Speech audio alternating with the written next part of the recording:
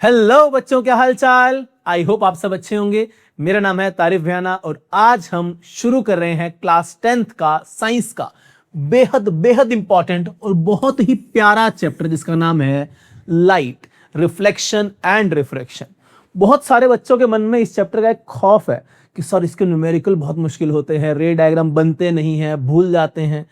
तो अगर आप इस सीरीज से हमारे साथ जुड़ते हैं, इस प्लेलिस्ट को फॉलो करते हैं, तो मेरी गारंटी है एक भी रे डायग्राम, एक भी न्यूमेरिकल आपका गलत हो जाए, अगर आप इसको ढंग से फॉलो करते हैं, प्रैक्टिस करते हैं, तो मैं बैठा हूं। तो आपको बिल्कुल भी चिंता नहीं करनी है और हमारे साथ शुरू करना है। कौन सा चैप्टर बेटा?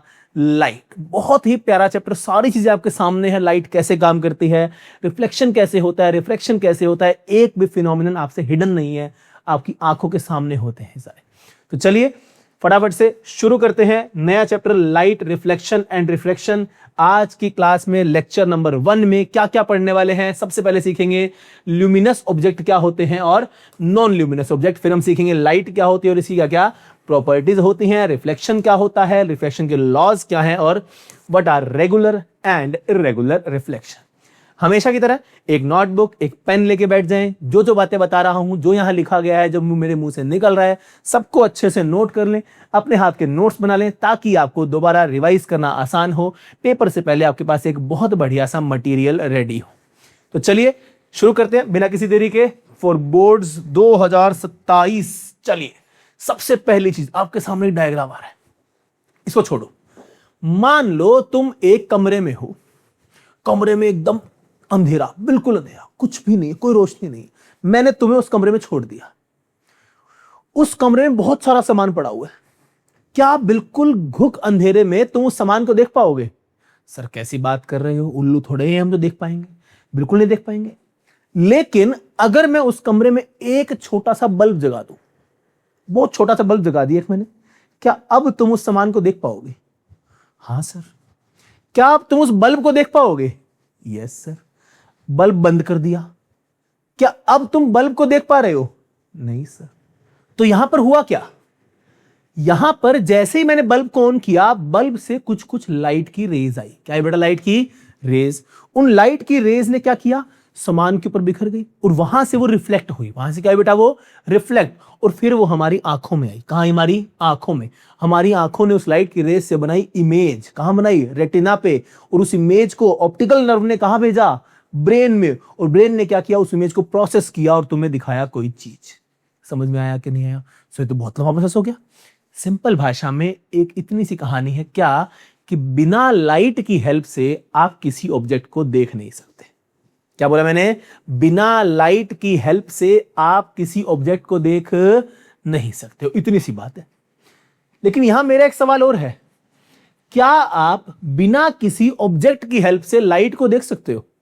कि मैं इस कमरे में बल्ब जगा दूं और इस कमरे में वैक्यूम है। क्या है? वैक्यूम, कुछ भी नहीं है आसपास। क्या जो लाइट की रेज वहां से निकलेंगी आप उन्हें देख पाओगे? ये सवाल आपके लिए है। देख पाओगे नहीं देख पाओगे? कमेंट सेक्शन में मुझे बताओगे। तो रिफ्लेक्शन का फिनोमिना क्यों पढ़ना जरूरी है, हम चीजों को कैसे देख सकते हैं, उसकी कहानी यहां देखते हैं। तो एक बल्ब था, ये क्या होता है बेटा? लाइट का सोर्स। यहां से लाइट आई, एक बुक के ऊपर पड़ी, इसने क्या किया? लाइट को रिफ्लेक्ट किया और रिफ्लेक्ट हुए कहां गई? मेरी आंख में। मेरी आंख ने क्या बनाई? यहां बेटा इमेज। इमेज बनाई कहां गई? ये ऑप्टिकल नर्व ने कहां भेज दी? दिमाग में। इसके बाद की कहानी नेक्स्ट चैप्टर में है, ह्यूमन आई के अंदर। क्लियर? तो अभी के लिए क्या हुआ? एक लाइट का सोर्स, उसने लाइट फेंकी, लाइट गई सामान के ऊपर, सामान ने लाइट रिफ्लेक्ट की, मेरी आंखों में आई और मैंने उसको देख लिया। क्लियर? यहां दो चीजें हैं, एक बल्ब है और एक बुक है। क्या बल्ब के पास खुद की लाइट है? Yes sir. बटन ऑन कर दो, खुद की लाइट है। क्या बुक के पास खुद की लाइट है?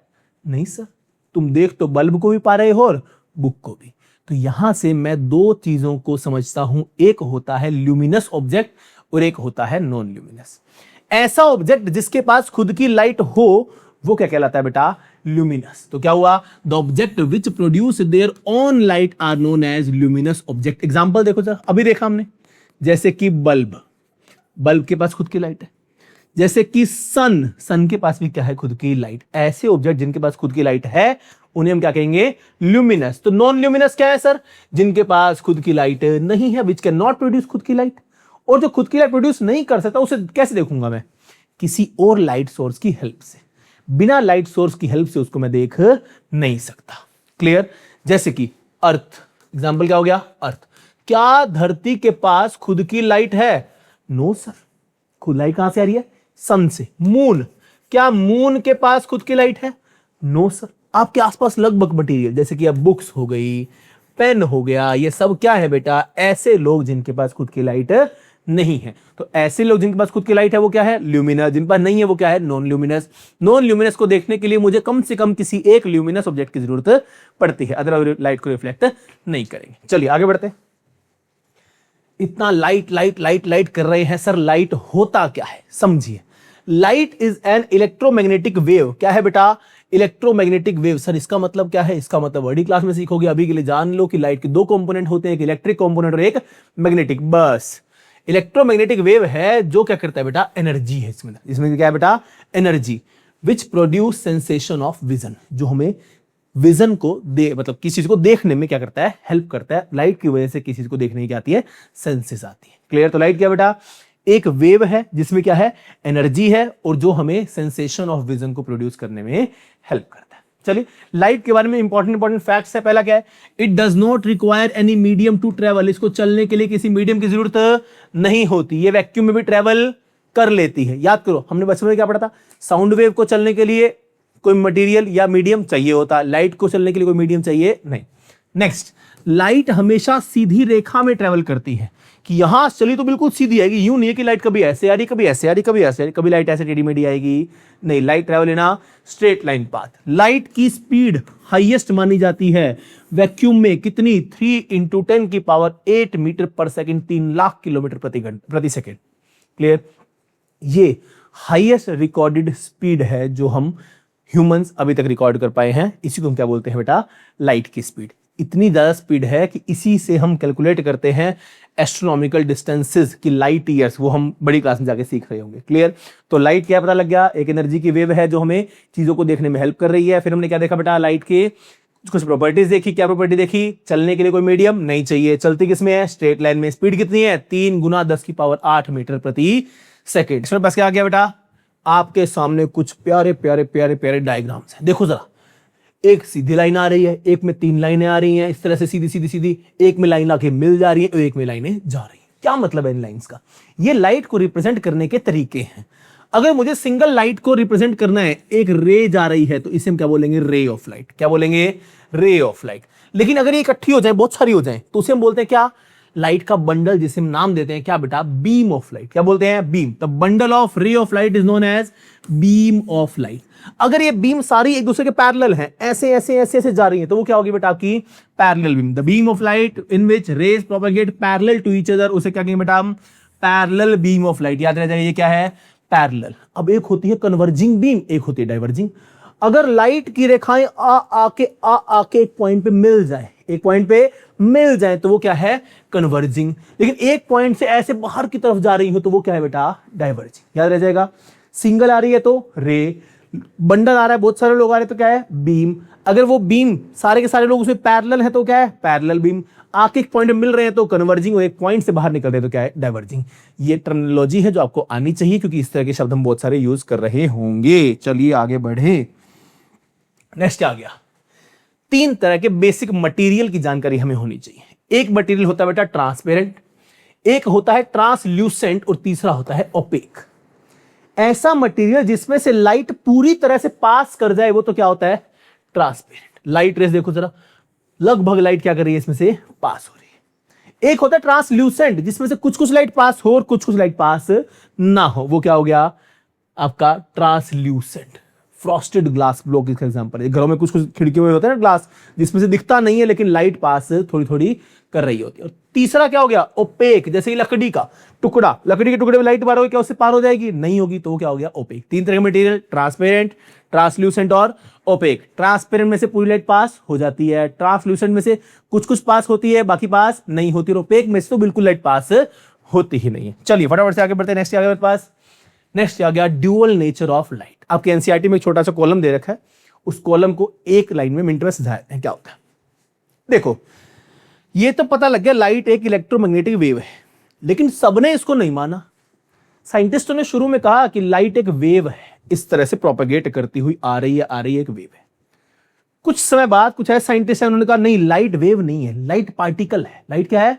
पार्टिकल। लाइट छोटे छोटे छोटे छोटे पीसेस से बनी है। देखो सर, कुछ लोगों ने क्या कहा, लाइट क्या है? वेव। देखो ये क्या है? Wave nature of light. क्या है बेटा? Wave nature. ये स्लिट एक्सपेरिमेंट होता है, आपकी आगे बड़ी क्लासेस में आएगा। ये क्या बेटा?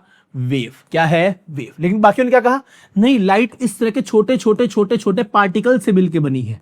किससे मिली? छोटे छोटे छोटे पार्टिकल से मिलकर बनी है, जिसे बोलते हैं फोटोन्स। क्या बोलते हैं? फोटोन्स।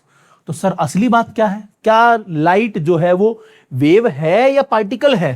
तो ये बात तो बेटा आज तक साइंटिस्ट भी नहीं बता पाए। वो कहते हैं कि लाइट का ड्यूअल नेचर है, लाइट वेव भी है, लाइट पार्टिकल भी है। कब वेव है कब पार्टिकल है, ये डिपेंड करता है किस पे? कि लाइट इंटरैक्ट किससे कर रही है। अगर तो लाइट ऐसे ही हवा में जा रही है, प्रोपेगेट कर रही है, किसी से टकरा नहीं रही है। क्या बोला? अगर तो लाइट ऐसे ही हवा में जा रही है, प्रोपेगेट कर रही है, किससे टकरा नहीं रही, तब उसको मानता हूं मैं वेव। क्या मानता हूं? वेव। लेकिन जैसे ही कहीं उसने स्ट्राइक किया, किसी मटेरियल से इंटरेक्शन किया, तब वो बिहेव करती है कैसा? पार्टिकल जैसा। इसलिए हम बोलते हैं लाइट की क्या है बेटा? Dual nature. क्या बोलते हैं बेटा? Dual nature. दो मुही है लाइट, कभी तो वेव है कभी पार्टिकल है। अगर अकेली जा रही है, किससे मिलजुल नहीं रही है, तो वेव। रास्ते में कहीं टकरा रही है, इंटरेक्ट कर रही है, तो क्या है वो? पार्टिकल। याद रह जाएगा। तो light propagate as wave. Propagate तो कैसी करती है? वेव जैसी। But interact with the matter as a particle. क्या मुझे याद रह जाएगा? फटाफट से आगे बढ़ते हैं। चलिए नेक्स्ट क्या है बेटा? Reflection of light. रिफ्लेक्शन क्या होता है? लाइट का किसी सरफेस पे टकरा के वापस आना। ध्यान सुना, लाइट का किसी सरफेस पे टकरा के वापस आना ही क्या होता है? रिफ्लेक्शन। तो इंग्लिश में क्या लिखोगे? The bouncing back of light in the same medium after striking a surface is known as reflection. किसी सरफेस से लाइट का टकरा के वापस आना क्या होता है? रिफ्लेक्शन। ये देखो, ये लेजर लाइट ली मैंने। लेजर लाइट से लाइट आई ग्लास पे, यहां टकरा के यहां की तरफ निकल गई। जो लाइट आई उसे हम बोलते हैं इंसिडेंट रे। ध्यान सुनना, जो लाइट आई उसे क्या बोला? Incident ray. जो टकरा के बाद में गई उसे क्या बोला? Reflected ray. क्या बोला बेटा? Reflected ray. याद रह जाएगा। आगे बढ़ते हैं फटाफट से। नेक्स्ट क्या है पास? Incident ray. फटाफट से इंपॉर्टेंट टर्मिनोलॉजी है, सीख लो। The incoming ray of light that travel toward and strike the surface. Surface की तरफ आ रही है और उसको स्ट्राइक कर रही है, वो क्या है? Incident. The ray of light that bounces off और is turned back from the surface after striking. उसको स्ट्राइक करके बाउंस होके बाहर भाग गई, वो क्या है? Reflected ray. मेरा मानना है क्लियर होगा। पॉइंट ऑफ इंसिडेंस, जिस पॉइंट पे इंसिडेंट रे आके टकराई, ये देखो, जिस पॉइंट पे इंसिडेंट रे आके टकराई वही क्या है आपका? Point of incident. आगे बढ़िए। तो इंसिडेंट पॉइंट क्या होगा बेटा? The exact spot on the surface where the incident ray strike and from which the reflected ray originate. वहीं वो टकरा रही है इंसिडेंट, वहीं से रिफ्लेक्टेड रे जा रही है, वही क्या? Point of incident. नेक्स्ट क्या? Normal line. अब नॉर्मल लाइन क्या होती? देखो जरा, अभी आपको डायग्राम से दिखाते हैं। बोर्ड पे ध्यान। ये एक क्या है? मिरर है। क्या है? एक मिरर। ये क्या है? Incident ray. ये क्या है? Reflected ray. क्लियर? इस मिरर के मैं अगर 90 डिग्री परपेंडिकुलर पे एक क्या लगा दूं? 90 डिग्री पे लाइन लगा दूं। क्या लगा दूं? परपेंडिकुलर 90 डिग्री पे एक लाइन लगा दूं, तो उसका नाम क्या हो जाएगा? नॉर्मल। क्या हो जाएगा? नॉर्मल। लेकिन नॉर्मल कहीं भी लगा दूं, ये भी तो नॉर्मल है, ये भी तो नॉर्मल है। नहीं सर, ये दोनों नॉर्मल नहीं है। क्यों नहीं है? क्योंकि नॉर्मल जो शुरुआत होनी चाहिए वो कहां होनी चाहिए? पॉइंट ऑफ इंसिडेंस से। कहां होनी चाहिए? पॉइंट ऑफ इंसिडेंस से। पॉइंट ऑफ इंसिडेंस पे जो भी आपका सरफेस है उसके 90 डिग्री पे जो भी लाइन बन रही है वही क्या है? आपकी नॉर्मल है। ध्यान दो, क्या है? An imaginary straight reference line drawn perpendicular at 90 degree angle to the reflecting surface exactly at the point of incidence. कहां पे बेटा? At the point of incidence. उसी का नाम क्या होता है? नॉर्मल। जितने भी एंगल्स हम पढ़ रहे होंगे वो लगभग हम नॉर्मल के रिस्पेक्ट में पढ़ रहे होंगे। जैसे कि हमारे पास आ गया, एक हो गया एंगल ऑफ इंसिडेंस। क्या है बेटा? Angle of incidence. इसको दिखाते हैं हम किससे? एंगल आई से। एक हो गया एंगल ऑफ रिफ्लेक्शन, इसको दिखाएंगे एंगल आर से। एंगल ऑफ इंसिडेंस क्या है? इंसिडेंस रे और नॉर्मल के बीच का एंगल। क्या है बेटा? इंसिडेंस रे और नॉर्मल के बीच का एंगल ही क्या है? आपका एंगल ऑफ इंसिडेंस। और नॉर्मल और रिफ्लेक्टेड रे के बीच का एंगल क्या होगा बेटा? Angle of reflection. याद रह जाएगा। किसी कोई दिक्कत? क्या पता लग गया, इंसिडेंट रे जो आ रही है, रिफ्लेक्टेड जो जा रही है, नॉर्मल उनके बीच में एक 90 डिग्री। फिर हमने क्या देखा बेटा, पॉइंट ऑफ इंसिडेंस, जिस पॉइंट पे आके इंसिडेंट लग रही है उसी पॉइंट से रिफ्लेक्टेड वापस जा रही है। नेक्स्ट हमने क्या देखा, एंगल ऑफ इंसिडेंट क्या है, नॉर्मल और इंसिडेंट रे के बीच का एंगल, और एंगल ऑफ रिफ्लेक्शन क्या है बेटा, नॉर्मल और रिफ्लेक्टेड रे के बीच का एंगल। क्या इतनी कहानी में क्लियर है? आगे बढ़ते हैं। नेक्स्ट क्या आ गया, laws of reflection of light. देखो फिजिक्स में जब भी कोई चीज हम पढ़ते हैं तो वहां कभी कभी लॉ पढ़ते हैं। लॉ का मतलब क्या है? लॉ का मतलब क्या लॉ मैंने बनाया या आपने बनाया? नहीं, ये सब लॉ बनाए हैं नेचर ने, प्रकृति ने। जैसे कि ये पेन को यहां छोड़ो नीचे गिरेगा, क्या है? ग्रेविटी। क्या है? ग्रेविटी। क्या ग्रेविटी मैंने बनाई? ग्रेविटी किसने बनाई? नेचर ने। तो फिजिक्स में हम उन सब बातों को पढ़ते हैं, उन सब बातों को नोट करते हैं और लिखते हैं जो नेचर ने बना के दे दी। तो फिजिक्स में कहीं भी लॉ आ गया ना, लॉ का मतलब है वो ह्यूमन मेड तो नहीं है, वो नेचर मेड है। ह्यूमन ने सिर्फ उसको इंटरप्रेट करके लिख दिया है। जैसे पहला लॉ क्या है? पहला लॉ कहता है the angle of incidence is always strictly equal to the angle of reflection. कहता है कि जब भी कोई लाइट रे आएगी और रिफ्लेक्ट होके वापस जाएगी तो जो एंगल ऑफ इंसिडेंस बनेगा, मतलब इंसिडेंट रे और नॉर्मल के बीच का एंगल और नॉर्मल और रिफ्लेक्टेड रे के बीच का एंगल हमेशा हमेशा क्या होगा? सेम होगा। इसका मतलब एंगल आई जो हमने लिखा वो हमेशा बराबर है बेटा किसके? एंगल आर के। क्या ये मैंने और आप में से किसी ने बनाया? नहीं सर, ये तो हमेशा हो रहा है, हमने बस नोट करके लिख लिया। दूसरा क्या है? सेकंड लॉ क्या कहता है? The incident ray, the reflected ray and the normal, तीन चीजें, incident ray, reflected ray and the normal, all lie on the at the point of incident, all lie in the same plane. सभी के सभी कहां आते हैं? Same plane में। Plane क्या होता है? प्लेन एक 2D सरफेस है। क्या है? 2D सरफेस जिसकी सिर्फ हाइट है और लेंथ है और ब्रेड्थ है। तो ध्यान सुनना, जैसे मान लो कि एक इंसिडेंट रे है, एक रिफ्लेक्टेड रे है और एक नॉर्मल है। ये मान लेते हैं इंसिडेंट रे। क्या बेटा? ये इंसिडेंट रे, ये है रिफ्लेक्टेड रे, ये क्या है? सॉरी, ये है आपकी रिफ्लेक्टेड रे और ये क्या बीच में? नॉर्मल। इंसिडेंट, रिफ्लेक्टेड और नॉर्मल। अब ये ऐसे हैं। एक ऑप्शन हो सकता है कि ये ऐसे होती, एक ऑप्शन हो सकता है कि ये ऐसे भी हो सकती थी। समझ में आया कि नहीं आया? लेकिन हमने क्या कहा कि ये तीनों एक ही प्लेन पे लाई करती हैं। सर एक ही प्लेन पे लाई करने का मतलब क्या है? ध्यान सुनना कि अगर इन तीनों रेखाओं में से मैं एक चाकू निकालूं, क्या निकालूं बेटा? एक चाकू। चाकू एक 2D सरफेस हो गया मेरा। चाकू निकाल के जा रहा हूं तो ये तीनों कटती हुई जाएंगी। क्या मेरे केस में तीनों कट रही हैं? अरे ये चाकू आ गया, चाकू आ रहा है, तीनों काटता हुआ ले जा रहा है, क्या ये कट रही हैं? यस सर कट रही हैं। कट रही हैं तो इसका मतलब तीनों एक प्लेन पे हैं। लेकिन अगर इनमें से एक ने बगावत करके ऐसे कर लिया होता, क्या अब तीनों रेखाएं कटेंगी? नहीं सर, अब ये दो कट रही हैं। ऐसे लाऊं चाकू तो ये दो कटेंगी, ऐसे लाऊं तो ये दो कटेंगी। तो क्या बोला मैंने? Incident ray, reflected ray and normal ये ऐसे नहीं है, बल्कि कैसे हैं? कुछ इस तरह से। समझ में आया कि नहीं आया? तीनों एक प्लेन पे है कि चाकू से काटना चाहूं तो तीनों को एक साथ काट सकता। क्लियर है? तो याद रह जाएगा रिफ्लेक्शन के दो लॉ। कौन कौन से? फर्स्ट लॉ और सेकंड लॉ। फर्स्ट लॉ ने क्या कहा? एंगल ऑफ इंसिडेंस और एंगल ऑफ रिफ्लेक्शन हमेशा क्या होते हैं? बराबर। और दूसरा incident ray, reflected ray and normal तीनों कहां लाई करती हैं बेटा? सेम प्लेन पे लाई करती हैं। इंपॉर्टेंट चीज, ये जो लॉ है ये एप्लीकेबल होते हैं प्लेन मिरर पे और साथ के साथ स्फेरिकल या पैराबोलिक मिरर पे भी। चाहे स्फेरिकल मिरर आए चाहे प्लेन मिरर। जो घरों में तो प्लेन मिरर होता है, एक स्फेरिकल को जिस तरह से तुमने मॉल वॉल में देखे होंगे ऐसे टेढ़ी मेढ़ी इमेज बन जाती है, या इस तरह के स्फेरिकल मिरर, तो वो सब क्या होते हैं? स्फेरिकल या पैराबोलिक मिरर। उन पे भी ये सारे के सारे लॉ अप्लाई होते हैं। क्या हम आगे बढ़ सकते हैं? चलिए नेक्स्ट आ गया। अब रिफ्लेक्शन दो तरह की होती है बेटा। एक होती है रेगुलर रिफ्लेक्शन, एक होती है इररेगुलर या डिफ्यूज रिफ्लेक्शन। डिफ्यूज को मैं क्या बोलता हूं बेटा? Irregular reflection.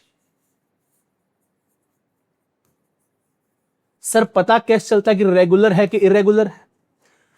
रेगुलर रिफ्लेक्शन वो है कि जब मेरे पास इंसिडेंस रेज आ रही हैं और इंसिडेंट रे सारी की सारी पैरेलल टू ईच अदर है। क्या है बेटा? Parallel to each other. Incident ray parallel है और रिफ्लेक्ट होने के बाद भी वो पैरेलल ही रहे।